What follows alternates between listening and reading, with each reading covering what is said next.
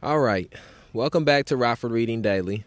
Not sure what episode number this will be, so I won't even make the routine mistake that I make all the time by trying to say the number of the episode before we begin. What I will say is we are continuing to read Letter from Birmingham Jail by Martin Luther King Jr. and speaking about how the issues that he is presenting in this letter have connections to some of the issues that we're facing currently when it comes to police terrorism, mass incarceration, and racial injustice in Winnebago County, and how some of the philosophies and ideologies and tactics that he is laying out in this letter, how we can use those or how those things correlate with philosophies, ideologies, and tactics around some of the movements on police terrorism, mass incarceration, and racial injustice in Winnebago County.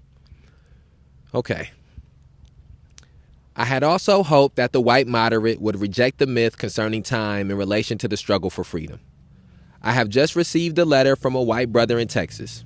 He writes, quote, "All Christians know that the colored people will receive equal rights eventually, but it is possible that you are in too great a religious hurry. It has taken Christianity almost 2,000 years to accomplish what it has. The teachings of Christ take time to come to earth." End quote. Such an attitude stems from a tragic misconception of time, from the strangely irrational notion that there is something in the very flow of time that will inevitably cure all ills. Actually, time itself is neutral. It can be used either destructively or constructively. More and more, I feel that the people of ill will have used time much more effectively than have the people of goodwill. We will have to repent in this generation, not merely for the hateful words and actions of the bad people, but for the appalling silence of the good people. Human progress never rolls in on wheels of inevitability. It comes through the tireless efforts of men willing to be co-workers with God, and without this hard work, time itself becomes an ally of the forces of social stagnation. We must use time creatively, in the knowledge that the time is always ripe to do right. Now is the time to make real the promise of democracy and transform our pending national elegy into a creative psalm of brotherhood. I think that's supposed to say eulogy. Now is the time to lift our national policy from the quicksand of racial injustice to the solid rock of human dignity. You speak of our activity in Birmingham as extreme. At first, I was rather disappointed that fellow clergymen would see my nonviolent efforts as those of an extremist. I began thinking about the fact that I stand in the middle of two opposing forces in the Negro community. One is a force of complacency, made up in part of Negroes who, as a result of long years of oppression, are so drained of self-respect and a sense of, quote, somebodyness, end quote, that they have adjusted to segregation. And in part of a few middle-class Negroes who, because of a degree of academic and economic security, and because in some ways they profit by segregation, have become insensitive to the problems of the masses. The other force is one of bitterness and hatred, and it comes perilously close to advocating violence. It is expressed in the various black nationalist groups that are springing up across the nation, the largest and best known being Elijah Muhammad's Muslim movement. Nourished by the Negro's frustration over the continued existence of racial discrimination, this movement is made up of people who have lost faith in America, who have absolutely repudiated Christianity, and who have concluded that the white man is an incorrigible, quote, devil, end quote. I have tried to stand between these two forces, saying that we need emulate neither the, quote, do-nothingism, end quote, of the complacent, nor the hatred and despair of the black nationalist. For there is the more excellent way of love and nonviolent protest. I am grateful to God that, through the influence of the Negro Church, the way of nonviolence became an integral part of our struggle. If this philosophy had not emerged, by now many streets of the South would, I am convinced, be flowing with blood. And I am further convinced that if our white brothers dismiss as, quote, rabble-rousers, end quote, and, quote, outside agitators, end quote, those of us who employ nonviolent direct action, and if they refuse to support our nonviolent efforts, millions of Negroes will, out of frustration and despair, seek solace and security in black nationalist ideologies, a development that would inevitably lead to a frightening racial nightmare. And Here, let's take a second to reflect on some of those passages. It's a little bit of a changing of a theme coming up here. I think the thing that I first want to point out is how each of these different categories of people that Dr. King is laying out not only still exist to this day, but still in some ways still play some of those, play the roles Dr. King is talking about they're playing, and those roles still contribute to perpetuating racial injustice. And so this first group of people that Dr. King points out, which is the white moderate, which I guess you would sort of connect to white liberals or white neoliberals now, or white Democrats or white progressives in some sense. Their lack of understanding the urgency that needed to be around the issues surrounding black people, their lack of understanding the gravity and the dire nature of these issues that black people were dealing with. And a lot of times, in my opinion, that comes from a lot of times it is politically advantageous to change things at a very slow pace.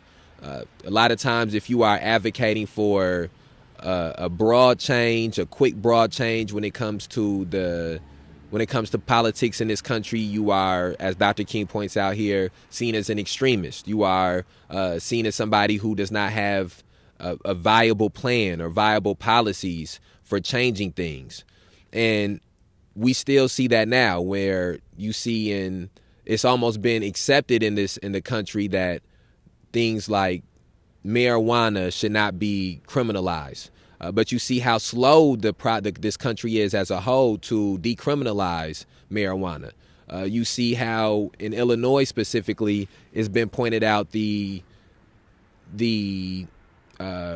don't know, I would use the word corruptness and inhumaneness of having cash bail to have people freed. But you see that once they incorporated this new bill that was going to get rid of cash bail, it was years down the line that cash bail was going to be gotten rid of. And Illinois is the first state to do those things. And so a lot of things in our society, in our country, they don't come wholesale. They come a piece at a time. And when it comes to issues of people in lower class, working class, people of color, women, members of the LGBTQI plus community, piecemeal is not something that can work.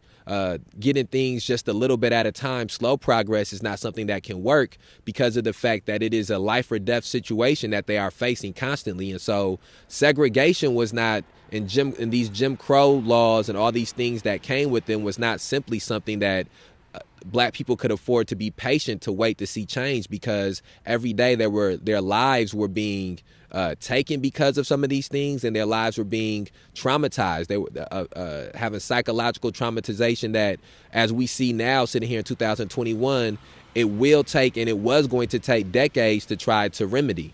And so I think that still that group of people, that white moderate, those white liberals, white middle class people, still don't understand, as we advocate for ending police terrorism immediately, as we advocate for ending mass incarceration immediately, don't understand the fact of how many people are dealing with life and death situations daily because of these things. And their lack of understanding the need for that expediency plays into the hands of the conservatives or the Republicans or the white supremacists, white nationalists who want to continue perpetuating this cycle.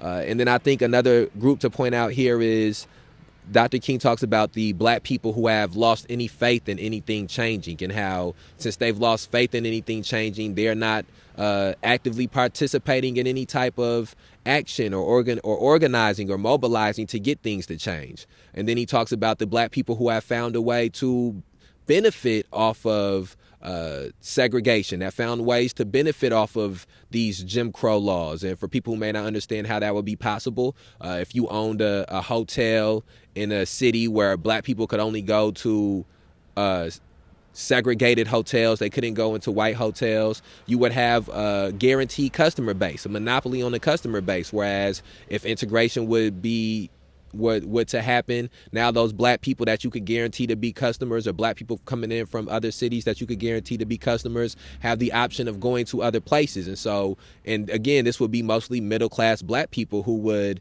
be receiving some of the benefits from things like Jim Crow and segregation. And so they were okay with not mobilizing or not organizing or not taking action steps to defeat some of these issues.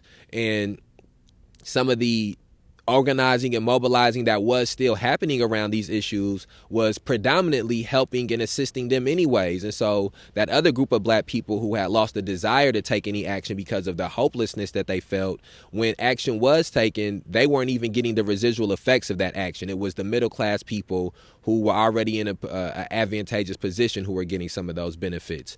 And we see that, again, those same things playing out today, where there are people who have, because of the communities they're from, because of the families they're from, because of the last names they've had, because of the color of their skin, have dealt with so much traumatization from police terrorism and mass incarceration that they have lost a will to fight, that they don't believe that these things can be changed. They don't believe that these things can be altered. And then there's a group of people, of middle-class black people, who have benefited from police terrorism and mass incarceration, and they have no desire to try to change or to alter these things in any type of true sense. And when things are altered or are changed when it comes to police terrorism or mass incarceration, it's usually things that will benefit a group of people or a set of people who are not already at the bottom. And so I think that both of those things are important to point out, and it's important to be able to identify these different groups of people who have existed historically in the past and who exist now. And again, that same group of people that we're talking about, those same two groups of people, the black people who have lost so much hope that they don't want to take any action, and then the black people who, because they feel like they have advantages that come from some of these issues, are not taking action. They also play into the hands of the white conservatives, of the white Republicans, of the white supremacists, of the racists. And again, they play into the hands of them with in conjunction with the white moderates or the white liberals playing into the hand, because each set of these people have adopted the ideology of doing nothing, of not participating or taking any action. And by doing that, that leads to the continuation and the perpetuation of these racist ideologies and of police terrorism and of mass incarceration, and for the time we're speaking about, of Jim Crow and segregation. And then when Dr. King speaks about the set of the black nationalist movement that was emerging, I think that it's important to point out the benefits that were given to Dr. King and SCLC and CORE from the black nationalist movement that began to come about. Though there were some ideologies and some principles and philosophies that people may disagree with when it comes to the black nationalist movement, when it comes to the black Muslim movement, it is undeniable that because of the militancy that they injected into the black liberation movement, that it advanced certain things, that it forced, because of how determined that they were with their willingness to defend themselves with violence if necessary, to return violence with violence if necessary, their militancy with that, it forced the nonviolent movement to become more militant with their nonviolent actions and their nonviolent efforts. And the black nationalist movement also did a lot to build up self-respect, to build up self-determination in the black community, and to force and to let black people know that they didn't need to look to white people to deal with the conditions that they were facing, that they had the power within themselves to deal with those conditions. And so I just wanted to, and that group or that mentality is still something that exists in Pan-Africanist ideology today, that still exists in the black nationalist movements and the different various religious movements that are predominantly black that exist in the society today. And so I just wanted to take some time to try to speak about how those groups of people still exist now today, and how those groups of people then and now fed into, whether even though it was inadvertently, fed into some of the white supremacist, white nationalist, and racist ideology of the time.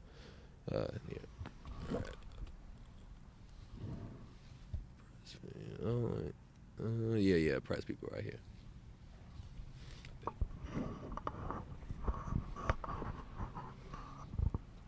Oppressed people cannot remain oppressed forever.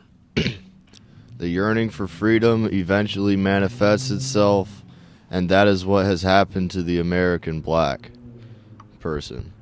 Something within has reminded him of his birthright of freedom, and something without has reminded him that it can be gained.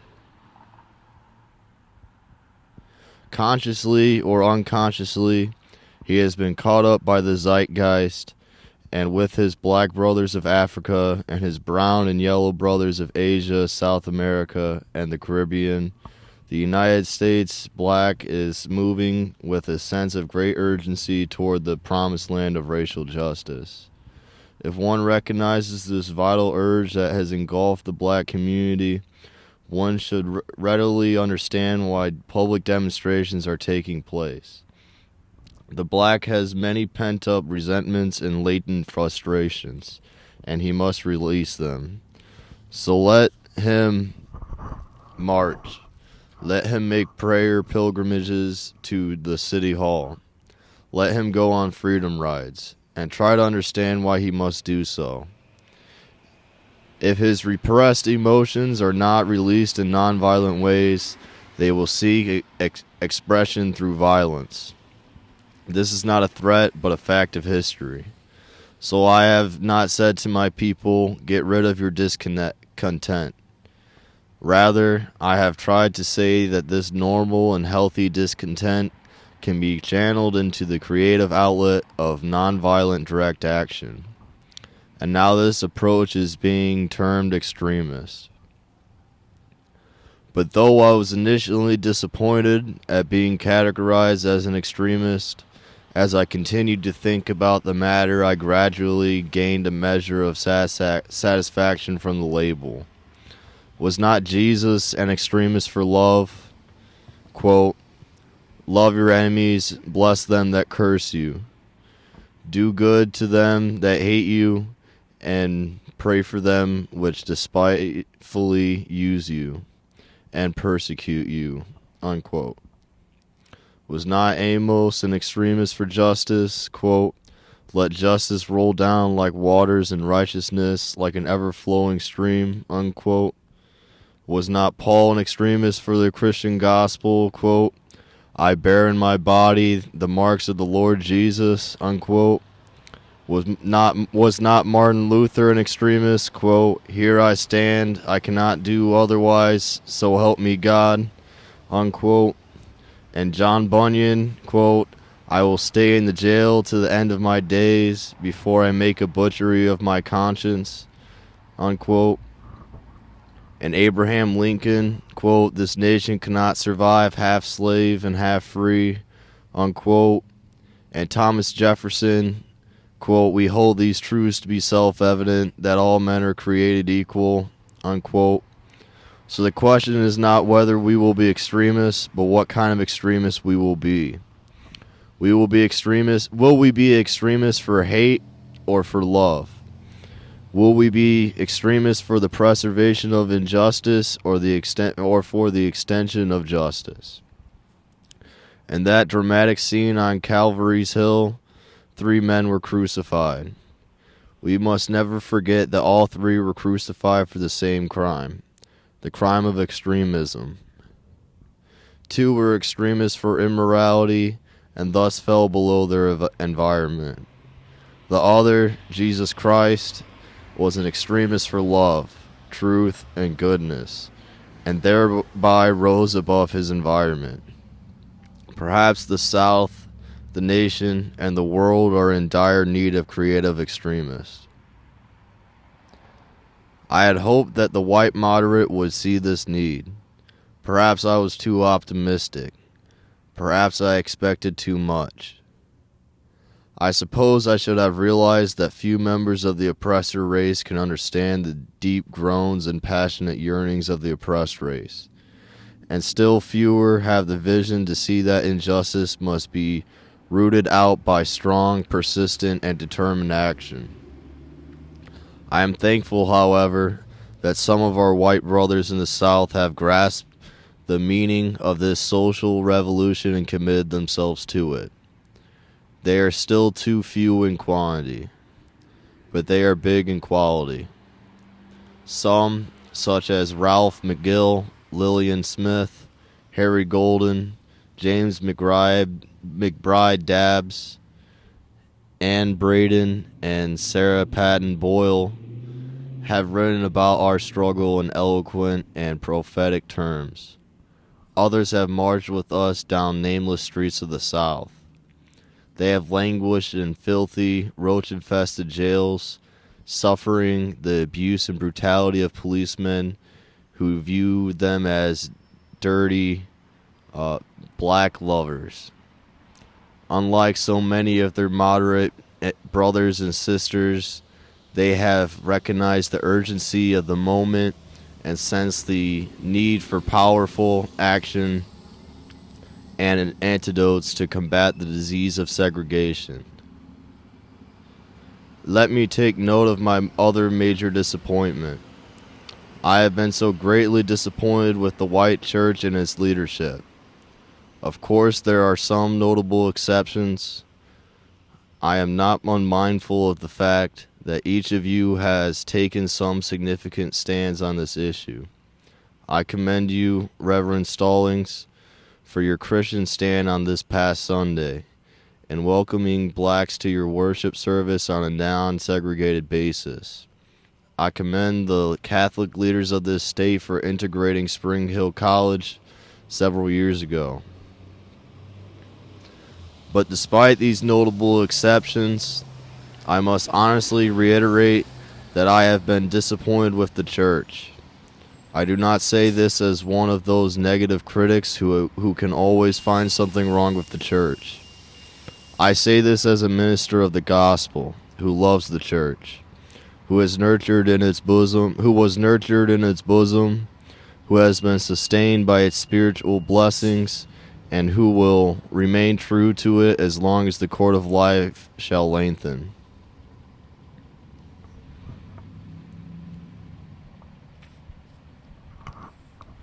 I think one of the things I want to point out about the passages that we just read is, firstly, I guess I would point to the idea of extremism.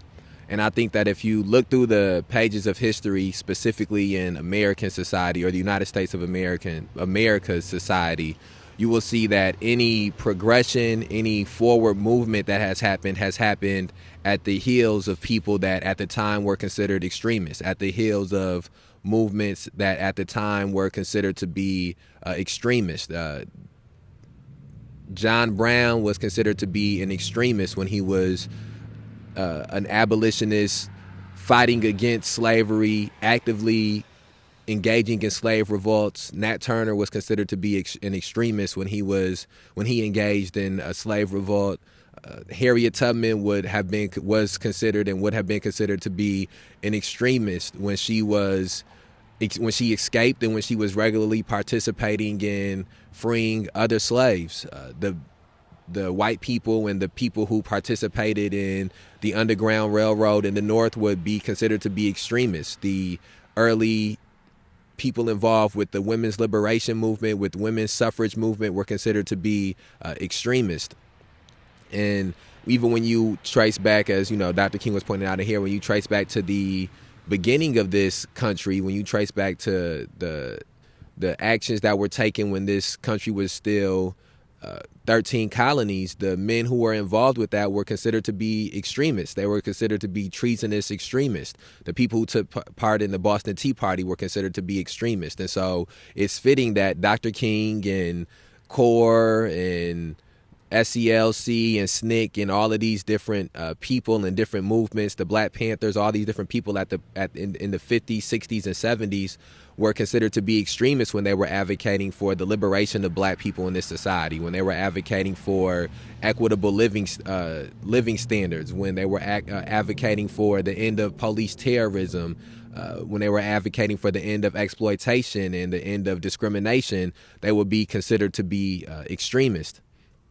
And if it wasn't for that extremism that they had during those decades, we wouldn't have made some of the forward progress that we did make. We would still be in those same conditions. And we see now that saying that defunding the police is something that is considered to be extremism, or that concept. Abolishing the police is something that's considered to be extremism, or that concept.